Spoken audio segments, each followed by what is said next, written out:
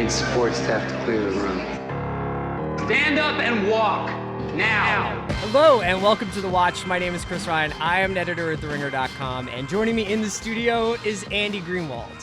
Hey, buddy. Didn't really feel like getting too hyped up. This is a sad episode for me and Andy to do because obviously we're going to talk a little bit about Anthony Bourdain, who took his own life on Friday in France. It was really tough news, I think, for a lot of people to process. Obviously, we would just like to send our thoughts out to Anthony Bourdain's family.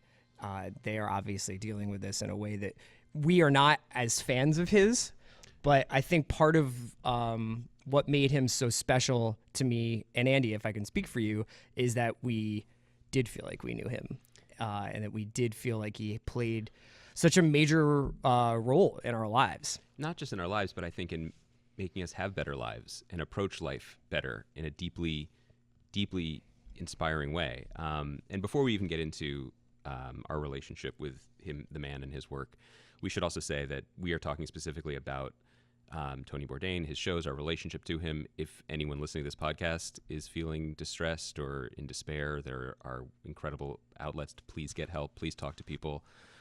We don't presume to know what happened. We can't know what happened, but it's always good advice to find someone to talk to, whether it's your good friend in a microphone across the table from you or anyone in your life that you can reach out to. People are ready to listen to you.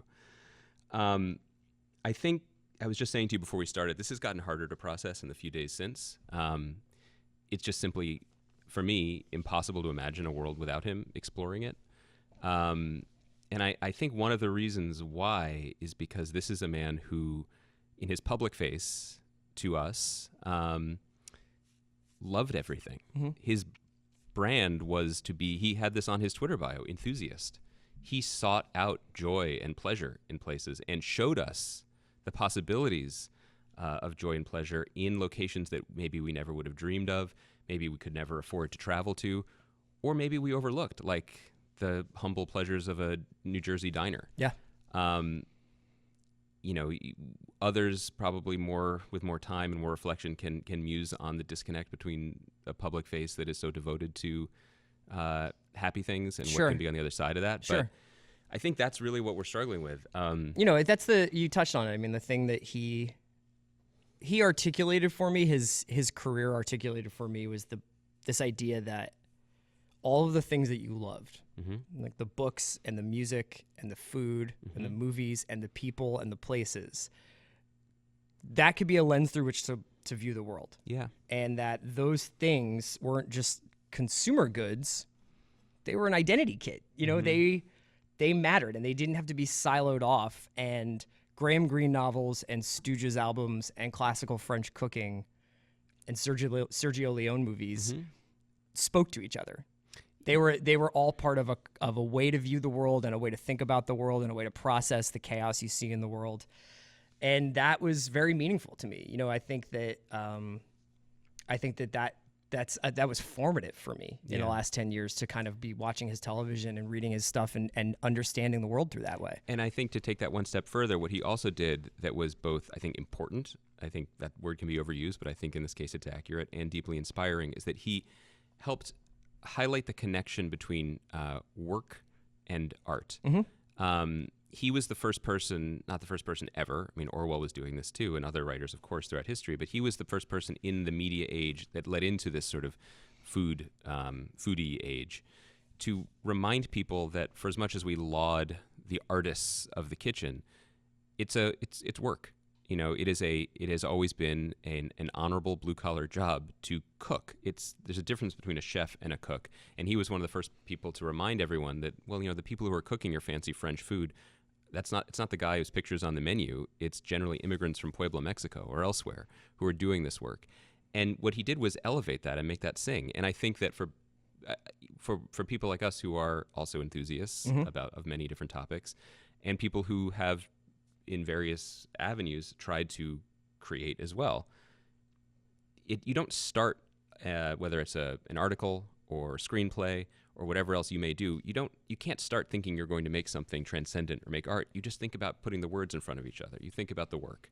And I think that he helped remind everyone of that connection. You know, when he had people on the show, people who, on Parts Unknown or before that, No Reservations, people that we admired in other fields, whether they were cooks like Eric Repair or whoever else joined him on his adventures, or people like Iggy Pop. Yeah, or George Pelecanos. Yeah. Like, these are people whose artistry we revere, but they are also people. People who get hungry and eat food, people who struggle, people who feel bad about themselves or feel bad about their work. And he was an ambassador for that gray area between those two poles, and in a really inspiring way. Yeah, and this is somebody who is instrumental in 2 major trips I've taken in my life. Yeah. I went to. Me too. I mean, if and to say nothing of putting American cities on a list every time he would go there, and just writing down every single thing he ate and wanting to go try it myself or check it out myself. But, I mean, major trips to Croatia and to Portugal were based on watching his television, straight up. When he would go to Portugal or Spain and just go to the bar where they serve the seafood out of tin cans, and you're like, oh, okay, life could be better. Life could be good. Yeah. I had 2 similar adventures, and I was going to talk about them a little bit, because I think he taught me, it was like a 2-stage rocket of learning. I first learned about Tony Bourdain with that New Yorker piece in 1999. I remember reading it and thinking, oh my God, I want to read this article forever. I read Kitchen Confidential the month it came out and became the kind of fan that I think people are good at becoming when they're in their early 20s or younger, just a completely devoted fan. But I mean, this is maybe a later part of our conversation, but it was the most rewarding kind of fandom, because he grew so tremendously in the public sphere, and I and many other people got to grow up with him in terms of our tastes and interests.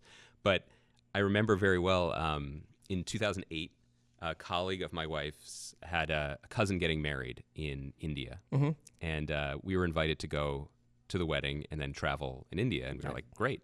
And I was great, but because the idea was exciting to travel with someone who knows the place, and to get to travel full stop is an incredible privilege.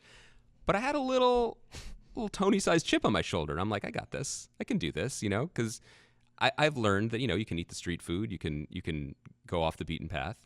And so we flew to Delhi, and we were staying with our friend's family, and they were preparing for the wedding. And my wife and I were like, well, can we go out? And they were like, sure. We actually have someone who will drive you around even if you want. So we got in the car with this guy. He was very nice, took us to some sites, some monuments. And we were like, we'd like to go to the square, this red square. That's the spot. And he was like, he looked in the rearview mirror at us, sizing us up. And he was like, you don't want to go there. And we're like, no, we do. He's like, why? And we said, well, we want to just explore. And he was like, you fools.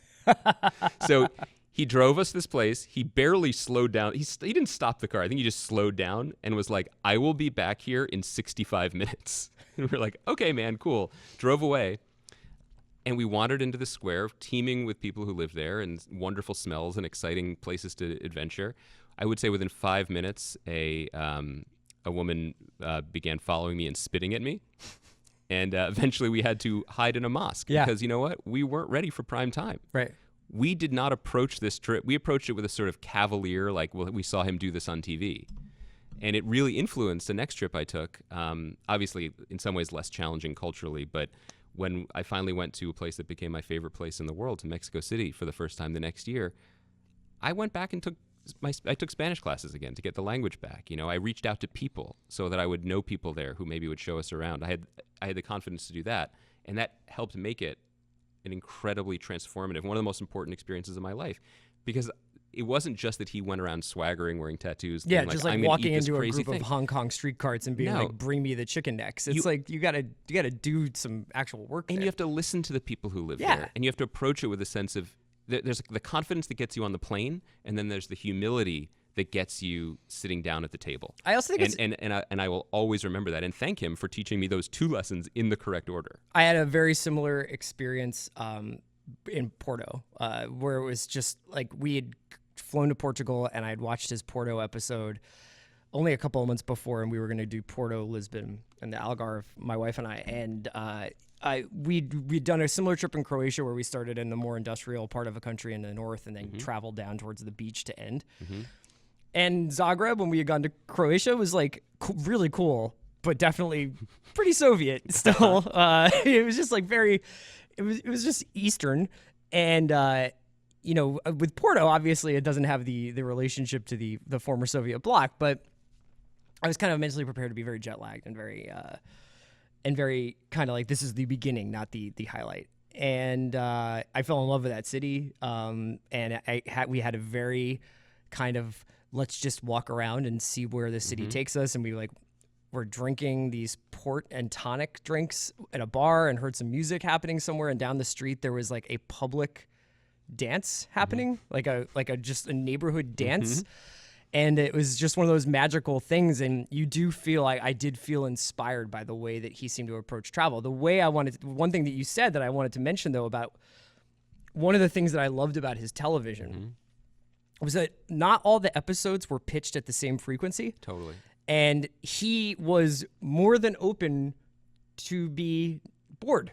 Yeah. Or disappointed. I watched, obviously, as I'm sure a lot of people did, I watched a bunch of No Reservations and Parts Unknown this weekend, and there is a No Reservations from Baja that I was watching. Oh, yeah. And that one when he meets the Tostada lady for the first time. Yeah, and the first 25 minutes of it is mostly him drinking in Tijuana and like enjoying himself, but clearly just having way too much mezcal and kind of just looks like blown out from it. And then in the middle of the episode, I mean, he has some great experiences, but in the middle of the episode, he goes to Ensenada with a guy, and this dude takes him to a fish taco place, and Bourdain has not had I gotta say, I've been to this place. It's this good. Lily's Tacos. And the guy who he's with, who looks like, Bodie from Point Break, if he had lived, spoiler alert, says to him, that's the thing about food. It takes you places in time. And then, because he's talking about how his dad had used to take him to this same taco place like 20 years before.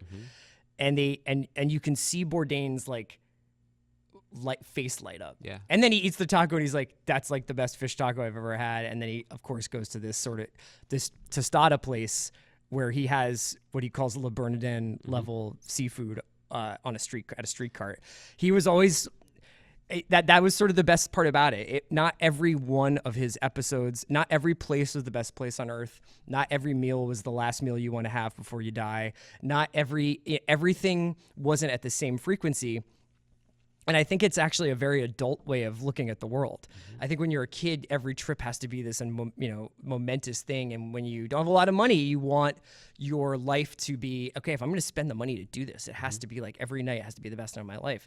And obviously, as you get older, you just are more used to things being like, I'm jet lagged, or that wasn't a great meal, or this person is really annoying. But that all becomes part of what the story he's telling about that place is. Yeah. The experience, you have to have the experience. One of the reasons why this is such a challenge to even understand or process or accept is that his television shows, beginning with A Cook's Tour on Food Network, which obviously was him figuring out what to do with the cameras. It was even, I think that was before he hooked up with the amazing people at 0.0 Productions, or maybe he met them while doing that. This TV show was like the spine of half of my life, whatever the TV show was called. It was rarely in the conversations that we had, because we generally talk about narrative shows, but it affected me, inspired me, taught me more than almost anything else that I'd ever watched on television. It was my comfort food sometimes. This was if I let a couple pile up on the DVR and maybe there was a hungover Sunday, like that would be a great way to spend a few hours. Or there were episodes like the Jerusalem episode, like the Beirut episodes, the Vietnam episodes that challenged me, and made me think about things. I mean, the Jerusalem episode I still think of as one of the most beautiful, honest, and powerful explorations of something that most of us, me included, either don't want to think about or just throw my hands up. Yeah. It's not solvable, and he doesn't try to solve anything. I mean, his entire show was, and this takes me to a thing I wanted to reference. I'd forgotten I wrote this, and someone tweeted this at me, that near the end of Greenwald, I wrote a Parts Unknown appreciation that I think had just come out of either a conversation we were having, or I had said in passing to one of our editors at the time, about how, honestly, Parts Unknown does what I want from prestige TV better than most scripted shows. Sure. In the way that it understands place is everything, that specificity is everything, tone matters so much, and also telling the stories or at least giving outlet to the stories of the people whose stories you don't usually see, gets you so much more than just repeating the same things. It would be like going to a town and going to the same restaurant every day. And that's how TV was starting to feel then, and I think some of that still exists now. I think his TV got changed over the years. I think when he first started out in the early seasons of No Reservations, it's very much a cult of personality show. Mm-hmm. There's a lot of him. There's a lot of him talking over people. There's a lot of him doing a lot of voiceover. Yep. A lot of the photography he's in every shot. He's moving around these cities. He's like cool guy in the leather jacket. And as obviously his relationship with ZPZ deepened, as his perspective on what you could do with this kind of show. And I think the reason why, I can't guess as to his own personal motivations, but I would imagine as a challenge, the reason why doing this kind of show continue to be so rewarding for him and for his viewers is because he shifted the perspective or the importance of him in the show out. And they started doing episodes that were inspired by great filmmakers that he loved. Yes. They started doing episodes that were, he shot a Boston episode that looks like it was shot like William Friedkin. He shot a Rome episode in black and white. Yeah, it was like an Antonioni film. Mm-hmm. It was the influences he allowed to have in there, and even the Hong Kong episode that was the episode that aired a week ago was directed by Aja Argento. Featured Christopher Doyle, the cinematographer for Wong Kar-wai, who did In the Mood for Love, obviously. And the entire episode is essentially a love letter to the Hong Kong of Christopher Doyle and Wong Kar-wai.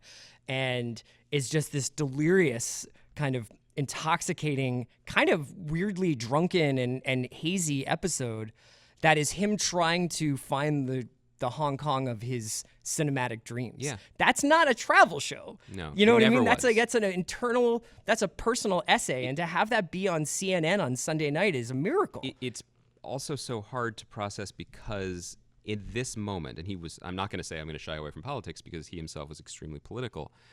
It feels so brutally painful and unfair to lose someone who was in many ways our best export to the world, who represented America as many of us still hope America can be, as humble and fair and curious and outward looking, and constantly improving, admitting fault and improving. He was it was less than I thought, but he was certainly acid-tongued when it came to certain topics, although he mellowed a lot over the years. But whether it was vegans or Rachel Ray's cooking style or whatever.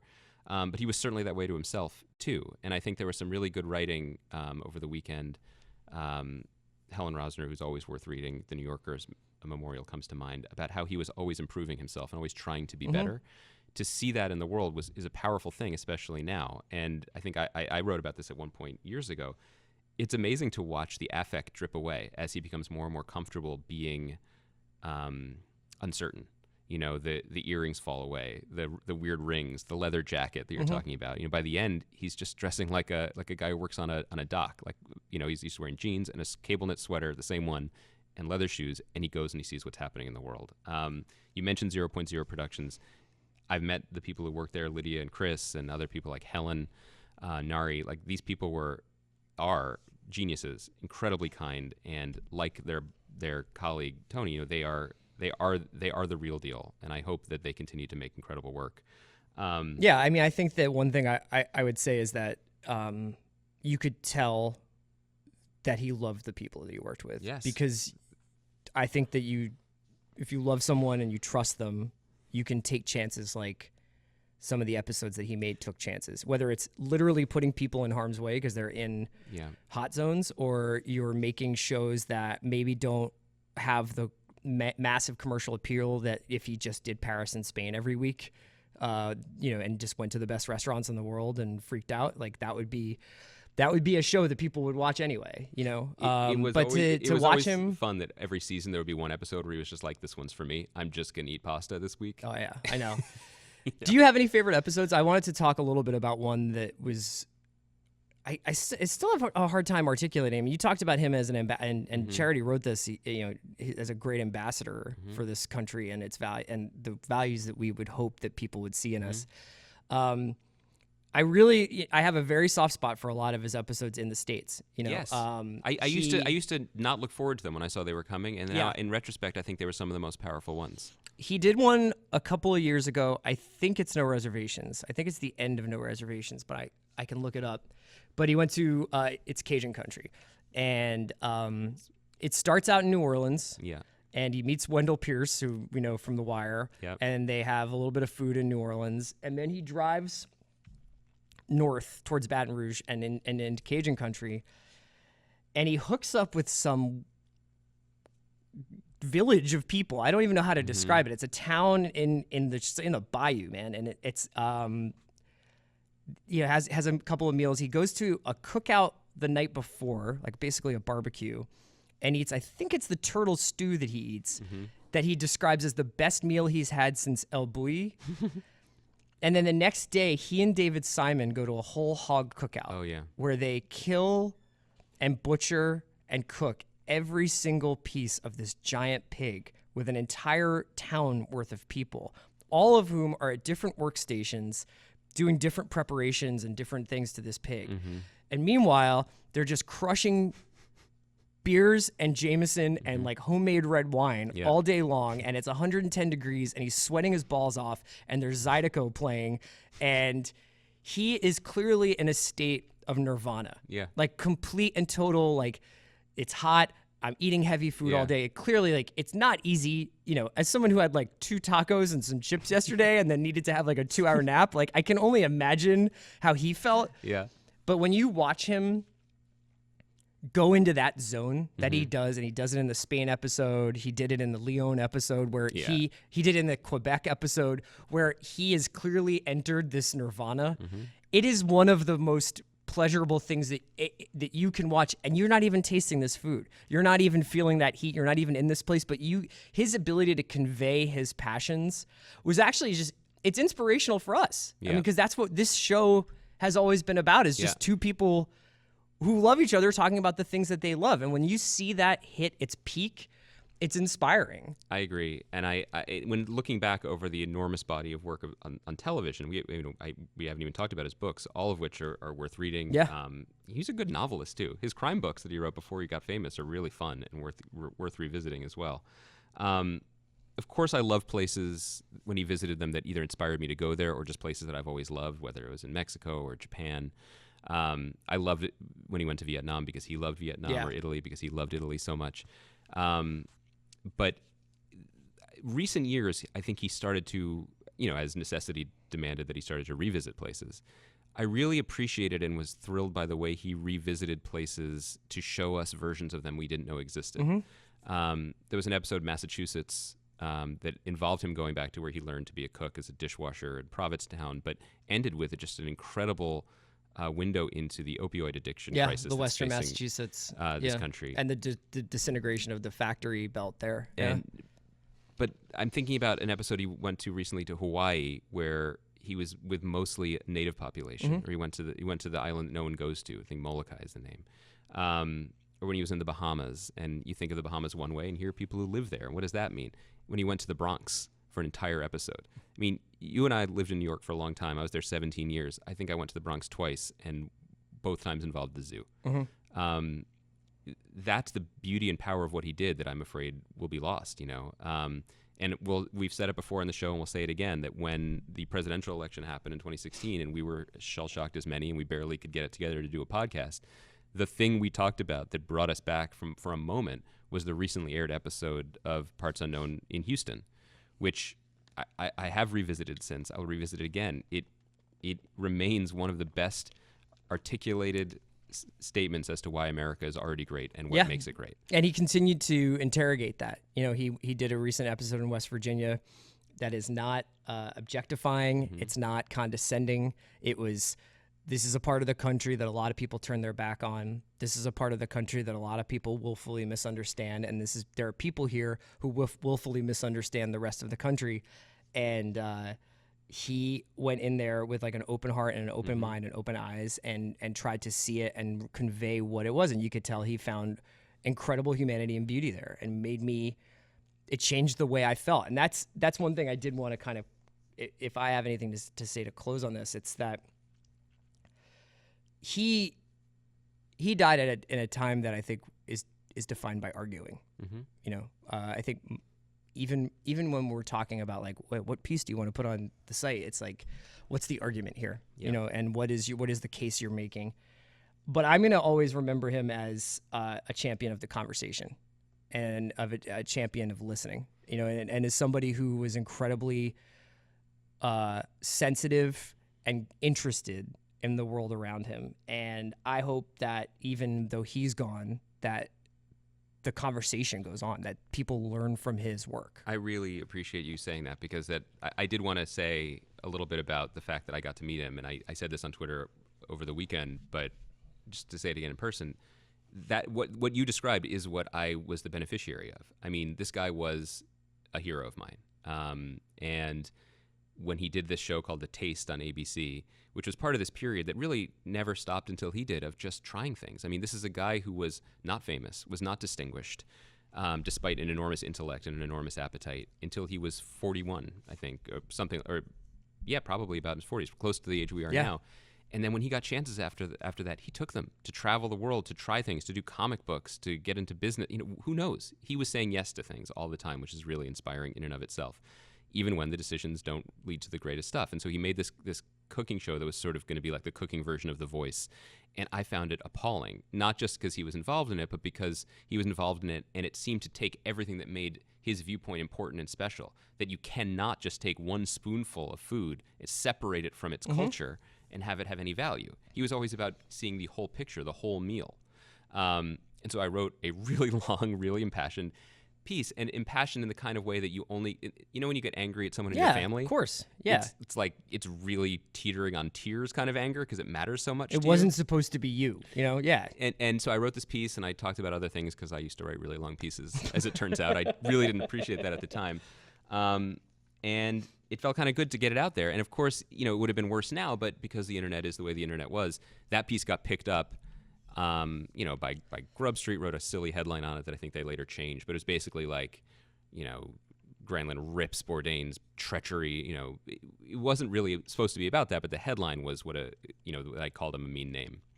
And I actually don't remember. I think he followed me on Twitter. I don't remember if he said something, but the ZPZ people reached out and they were like, "Oh, he read it. Like, you got him." And I said, "Well, would you want to talk about it?" And they said, yes, he would. And he made good on that. He came to the studio where we used to record in Midtown. He had flown in from India the night before. He was 20 minutes early. Apparently, he was 20 minutes early to everything. Couldn't have been more gracious. Gave me an hour of his time. Talked about everything with good humor and respect, because he listened. You know, and I think he understood, as someone who basically made his name as a punk, punching upwards, that's kind of what you have to do. And he understood his role in the firmament of that. And then afterwards, I saw him a few more times at events, holiday parties for the company, and he was exactly like he was on television, except quieter, because I clearly treasured his privacy. And I will always remember and appreciate the fact that at this Christmas party, holiday party for his staff and crew whom he loved, he came early, he had one beer with his family, and then he left, because it wasn't for him. It was for everybody else. The last thing I wanted to say was, one of the projects that he was publicly connected to over the last few years was this thing called Bourdain Market. Yeah, in Chelsea, right? It was going to be a thing. On the west side. The big thing in cities, as people who live in cities know, are these food halls, like curated food halls. And it was a passion of his when he would go to Buenos Aires, or he would go, to these other places, and he would find the place where the Mercado, where were real people getting their real food that they would make for dinner, and and he bemoaned the fact that in this country we don't have a culture like Mexico, where there are incredible tacos in every corner, although LA is close, thank God. Or like, maybe a better model is Singapore, where they took all the street hawkers and they put them in hawker stations, because everything has to be perfectly clean, but it's still the same vendors. Yeah. So he always wanted to do that, and so there was announced he partnered with God knows who funds real estate in New York. Terrifying to think about. Have you seen Succession? Exactly. Or have you seen The White House? Yeah. And he was going to bring in the tostada lady from Baja and his people from Singapore. And it was so ambitious, and I think they finally just said this wasn't going to happen, or at least where they said it was going to happen. I hope it happens. I don't think it should be a corporate, it shouldn't be a vanity thing for some high-rise they're going to build on the west side of Manhattan. What would be incredible would be if there could be a public space in New York, the city that loved him so much, that he loved so much, that made him, in a public building, and make a Bourdain Hall where people who live there, immigrants who live in New York, who make New York what it is, could take turn. They could be a schedule, could cook in this place. Yeah. So people could go and eat his food because we treasured his life. We've learned from his life, and I know that you and I will be influenced by his life for the rest of ours. But listen to what he said. Do what he did. Go out and adventure. Go try things, and then talk to the people who make the food, because it's the best way to get to know somebody. It'll make your life better. We'll be right back after a word from our sponsor. Okay, man. Obviously, Friday was a tough day, but we did wind up doing something together that we thought we would share with some people, and we actually got to meet a couple of listeners at it. Why don't you tell people what we were up to Friday night? Friday night was an incredible opportunity. We were asked to moderate the FYC panel. That's for people who don't live literally within 2 miles of where we're recording this podcast. That's the For Your Consideration Emmy panel. Yeah. It's been campaign season here in LA. This is for Emmy a minute. season, yeah. and there are these events. I did a Twin Peaks one a few weeks ago. Chris did a Netflix one a couple weeks ago.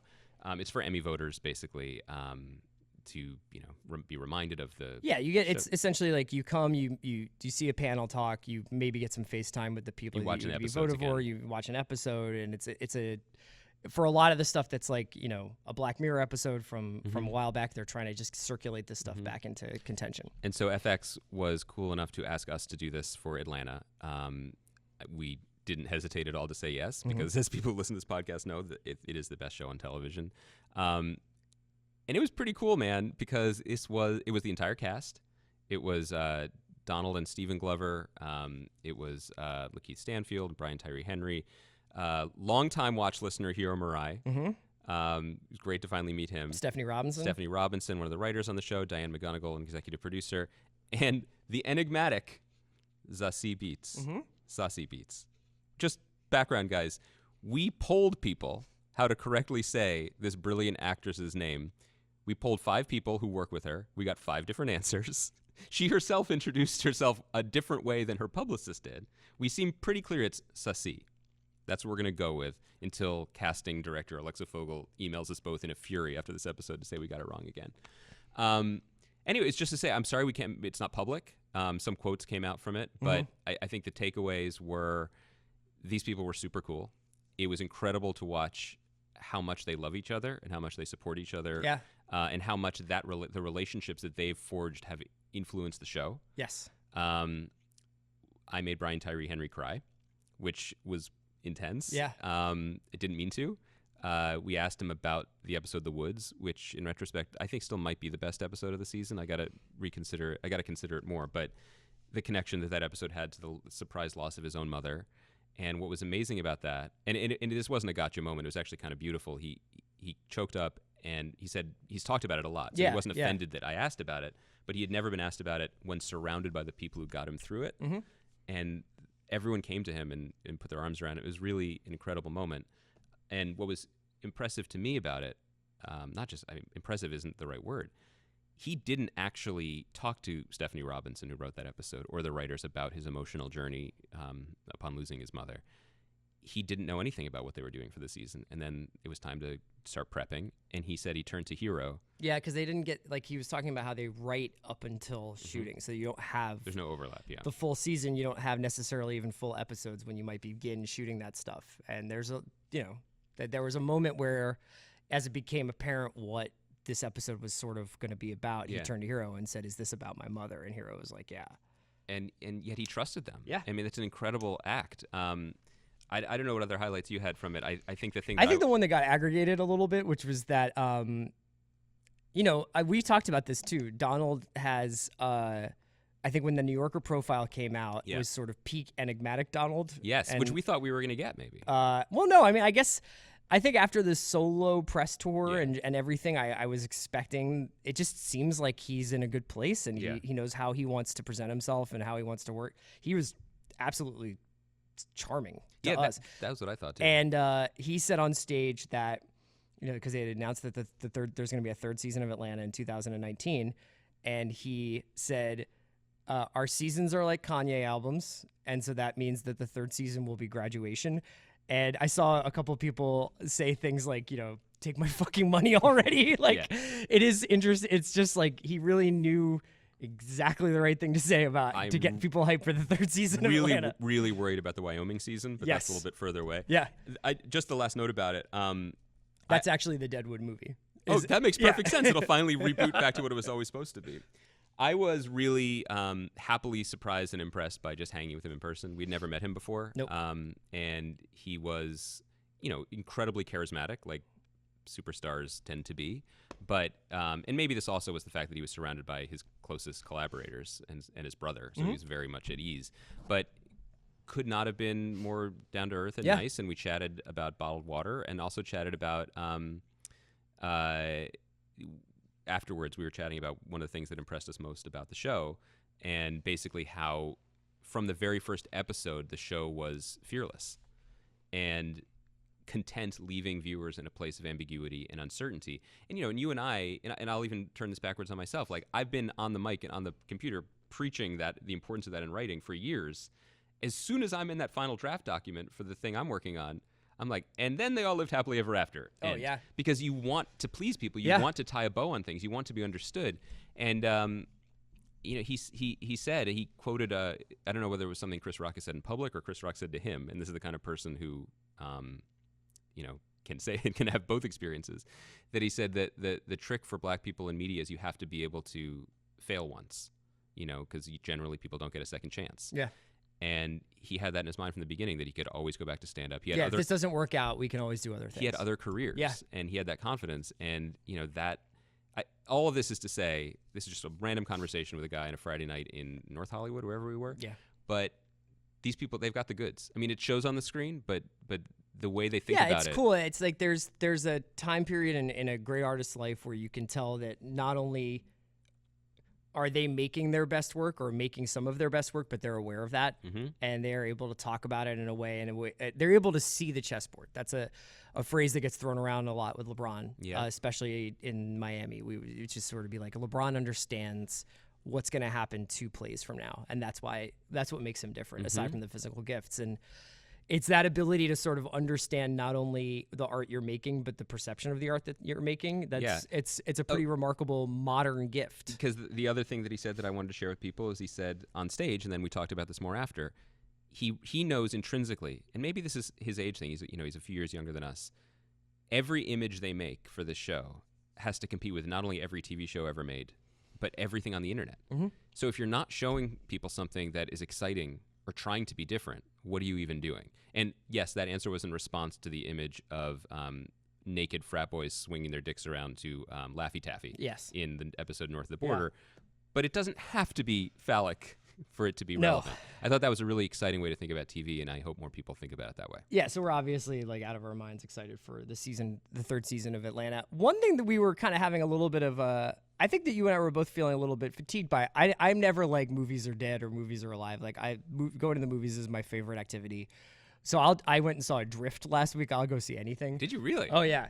But we have definitely hit that part of the summer where I think that there's a little bit of a drop off.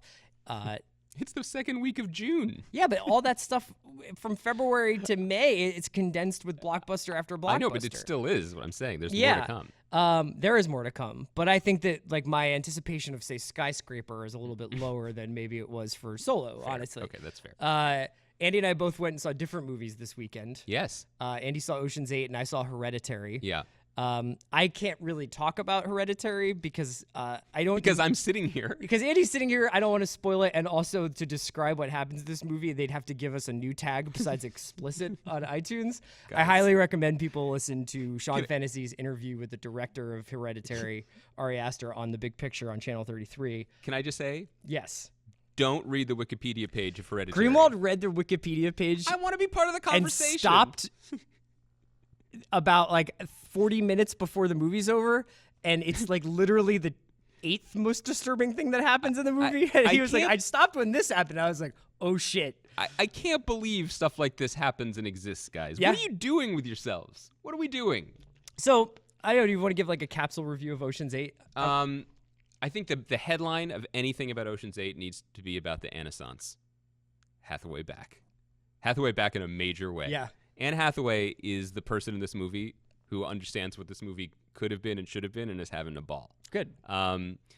honestly, my main thing about the movie is just for the first 20 minutes, I was so happy, and I was composing my comment to you in this moment. I was like, I'm going to come into the office on Monday, and I'm going to do a podcast, and I'm going to look Chris in the eye and say, Chris, I wish all movies were heist movies. Because I kind of do. Yeah. There's nothing more satisfying than watching a plan come together, characters, rogues galleries, a plan click into place, and then the rest of the movie happened. And it's just disappointing because it should have been great. And I got to say, I think it's probably an example of the best intentions meeting the mundane realities of Hollywood. Sure. There should be an all-female heist movie. It's connection to the Ocean's IP. I could take or leave. I don't care. But it's weird to me that Gary Ross, who is an able Hollywood hand, a gentleman in his 60s, salt and pepper beard, handsome guy, Seabiscuit, right? Hunger Games. Why was he the guy to write and direct this movie? I don't know. Because there was nothing particularly interesting in it that I could see. Didn't David Milch's daughter write this movie? She is a co-write. Okay. Yeah, so I hope that she added some interesting and worthwhile perspective. There are moments, but mostly I'm like, you have Sandy Bullock, the A-ist plus of movie stars. You have Cate Blanchett in purple rhinestone pantsuit, Let's go. Let's have some fun here. Helena Bonham Carter looks like she's having fun. Okay. What I'm curious to know when the stories about this movie comes out is I'd like to talk to the editor of this movie. Like maybe we get that editor in a room, with the voice altering thing in the dark so that they could be honest. Because my sense is if Rihanna's performance as world-class hacker Nineball is a garlic clove, then this person's job was pulling a Goodfellas in prison with it and taking out the razor blade and being like, here is a reaction shot. You want it to dissolve into the film. You just want all the dialogue they tried to give her to dissolve. Yes. That's my note. It's a bummer, but it's fun to go to the movies. Let's talk about some movies that we're excited about. Yeah. Because it's fall trailer season. All the big, exciting movies that are coming out in fall and winter are they're finally starting to get trailers from them. So we had... the one that I really, really want to talk about is A Star Is Born. Dude, that ran before Ocean's 8, and you could hear people's faces reacting in real time at the ArcLight. Okay. This is there's no in-between on this one. Nope. This is either going to be Bradley Cooper is like the new Robert Redford, and he is going to be a director, actor extraordinaire. Yeah. Or this is going to really, really, really suck. Yeah, no, this is I already can't get some of the music from the trailer out of my head. Yeah. Like I don't, and it's definitely like, I was thinking about how in the trailer, like whatever the lenses are that they're using, like everybody's heads are enormous. They're like, it is star worship on a level that we don't actually see that much in movies anymore. I agree. And, it's such a roll of the dice, man. This movie is either going to win Best Picture at the Oscars or Best Picture at the Razzies, and Yes. there is no in between. Yes. BC with that like late period Christopherson. Father John Bradley. Yeah, that head funk, like his head is big and sweaty, and he's got this beard, and you just know. I mean, the people at Vanity Fair start cracking your knuckles to write he taught himself how to play guitar pieces or whatever. Here's my counterintuitive pitch as to why it might be good. Because he is himself a famous person, which means that he has relatively no self-reflection and a large ego, and I say that with love, he may in fact have been the right person to make a movie about stardom. He's, this is obviously something that is very attractive. I mean, like there are people who have been associated with this movie from Clint Eastwood and Beyonce to, I mean, obviously it's been remade. It's been made a few times over the last 100 years. This version of it has been going through iterations. I don't think anyone else other than a movie star playing the part would have been as shameless as to get that like 70 millimeter Panavision lens out to have him finger picking at Coachella with Lady Gaga like lying astride his body staring lovingly at him. Like, because, natural human reactions like shame kick in and you're like, I'm going to dial this back. Yeah. They didn't. So, okay. Let's go. I'm really excited for Chappelle and Sam Elliott as the supporting cast. Wow. So there's that. That's one that's going to be either movie of the year, absolute fart. The other movies that have come out, we've got trailers coming out recently, are First Man, which is Damien Chazelle's follow-up to La La Land, starring Ryan Gosling, who is playing Neil Armstrong.